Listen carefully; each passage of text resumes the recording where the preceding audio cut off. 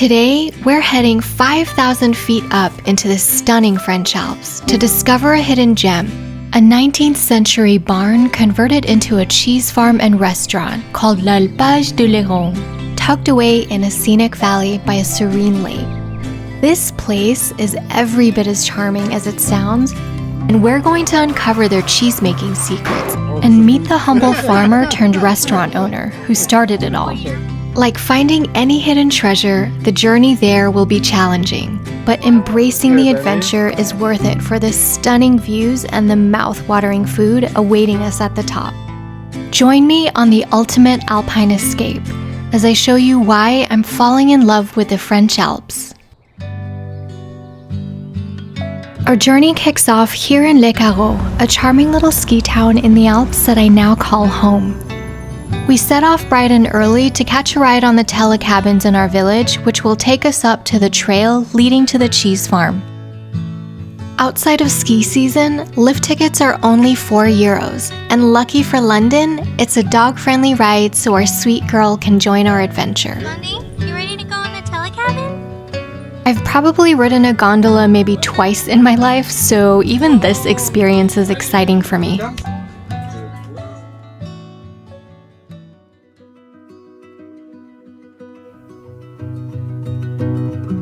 My husband Sebastian has been coming to the Alps with his family since he was a baby, and I love that London and I now get to experience this with him. Up here in the mountains, you're far removed from any hustle and bustle. It's just you and nature. And there's a deep sense of peace that comes from that. It allows you to be fully in the moment.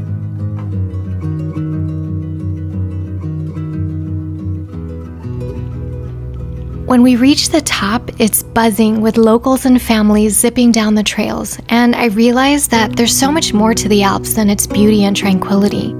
These mountains are also a hub for adventure, and you can go mountain biking, kart riding, skiing, and so much more. At the start of our hike, we end up running into the famous Alpine cows, which gives us a sign that the cheese farm is ahead. The cows are all walking to London. Oh my gosh. It was so funny seeing the cows interested in London, but at the same time, we weren't sure if they were going to charge at her, so we picked her up. I love that here in the countryside, everything is about balance. The land, the animals, and us humans all living together harmoniously. Sustainable practices are such a big part of French culture here, and local farmers are permitted to let their cattle freely graze the land, which is a win-win because the cattle keep the landscape tidy and in turn produce delicious cheese for us. I've hiked a ton of trails before, but nothing has compared to the stunning mountains of the Alps.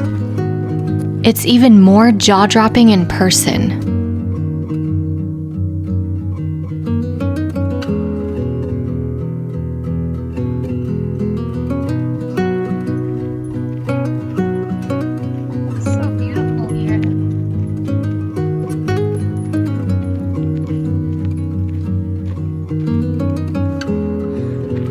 So this path is about medium difficulty if you're accustomed to taking walks.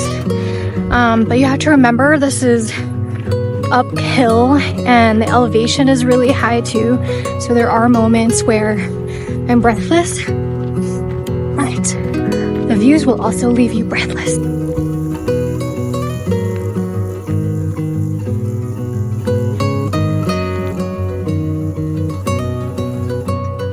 The trail was getting really challenging for me, so I needed to break for a rest. Thankfully, there's benches and picnic tables along the way. Stopping here ended up being an amazing opportunity to catch some paragliders just as they were about to take off. This has been on our bucket list since we moved to the Alps, but we're still working up the courage.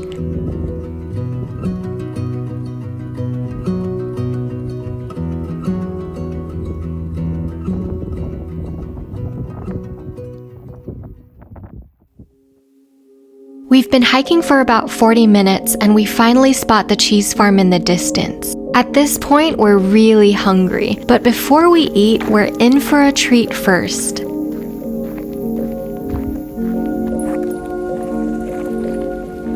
As we entered this hybrid restaurant farm, I was instantly swept away by its surreal beauty. The mountains hug this place, and it was like stepping into a landscape painting. There's cows peacefully sunbathing, chickens pecking around, and pigs taking leisurely naps. Their relaxed mood is a reflection of the tranquility here.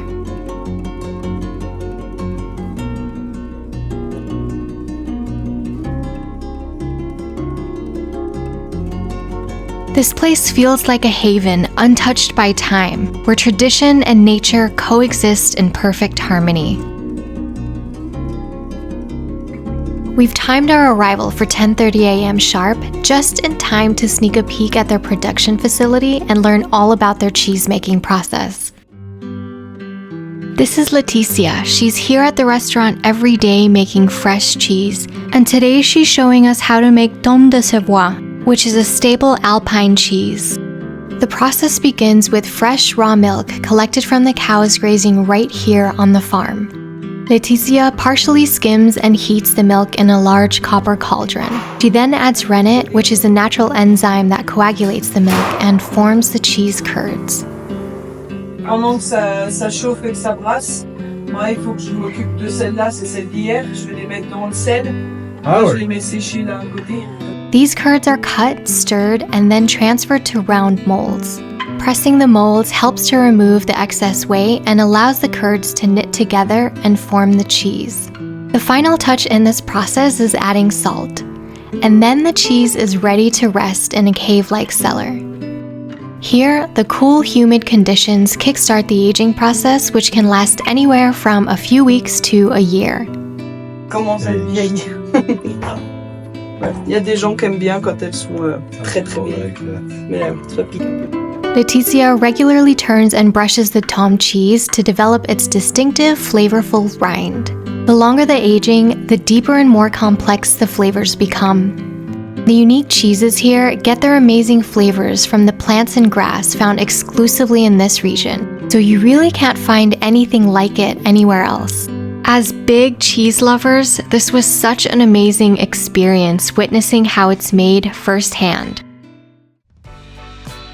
By the time we're ready for lunch, the restaurant is now packed with locals and visitors from afar. We had to book reservations here a couple of days in advance because it's become such a beloved popular spot, and it's no surprise that it's often booked out. The menu is rooted in traditional Alpine cuisine, and a majority of the ingredients are sourced right here on the farm. We decided to try a few of the popular dishes here. I ordered the crispy reblochon cheese salad, another staple here in the Alps. It's a simple dish, yet anything but ordinary. The savory cheese is wrapped in phyllo dough, deep fried to a golden crisp, and then drizzled with local honey. Each bite was a delicious contrast of sweet and salty flavors and crunchy textures. Sebastian opted for the slow-roasted pork, drenched in a deeply rich and flavorful sauce. Wow, look how tender that is. Are you going to share it with me? Of course. Good. I'll share mine with you too. Thanks. We of course had to try the thon blanche crafted fresh that very morning by Leticia. It came topped with pink peppercorns, fennel seeds, and a side of raspberry sauce. It was a perfect harmony of flavors, salty, sweet, tangy, and refreshing.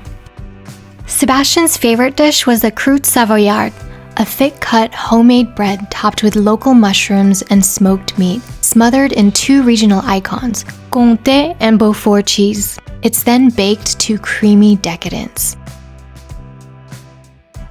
The beauty of our morning hike is that we've already burned off a good portion of these calories, so we very happily indulged guilt-free.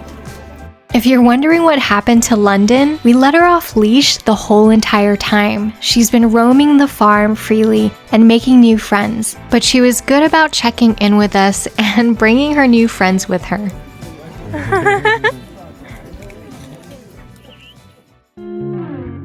One of the highlights of our visit was meeting the heart and soul of this place, Jean Claude. As we shared dessert and coffee, he sat with us and told us how he converted the chalet originally built in 1870 into a restaurant. Jean Claude was a farmer and didn't have any intention of being a restaurateur. 30 years ago, he was bringing his cattle up to this valley to graze the land. And when hikers would pass by, they noticed him feeding his cattle herd team, and they asked him if he could also make them something simple. Et donc après, nous, maintenant qu'on est là, on a commencé tout doucement à faire de la restauration, même pas de la restauration. Au début, quand on était là, on faisait des tartes aux fruits, on vendait du fromage blanc l'après-midi, on faisait une sorte de goûter. Ouais. C'était à l'Alpine. Over the years, more and more hikers passed by asking for food, and eventually he decided to turn the chalet into a fully functioning restaurant. What's amazing is he was simply meeting the needs of the locals, and over the years he's expanded his menus and made improvements to the restaurant. When we told him we recently moved here from San Francisco, he told us about his amazing experience there as a young 20-year-old. Et cette année-là, à San Francisco, au milieu de la journée, toutes les voitures étaient arrêtées. Tu sais pourquoi? Non. Parce que c'était l'année où il y avait les premiers hommes qui se posaient sur la Lune. Waouh. 68 ou 70, Quelque chose comme ça, ouais. 70. Et on écoutait les radios, et tout le monde s'arrêtait, puis regardait la Lune, on voyait la Lune en pleine journée. Ouais. On disait, Our boys are on the moon. As fellow restaurateurs, we were so inspired hearing how this place came to life organically, and year after year it progressively grows. Each person we meet has a beautiful story to share, stories that, when we pause and truly listen, add such richness to our journey. Today was so much more than just a meal and a hike. It's broadened my understanding of the people and the culture of this region that I now call home. It's also deepened my affection for the French Alps, and I love that there's a strong focus on preserving the land around us and traditions that have been carried out for centuries.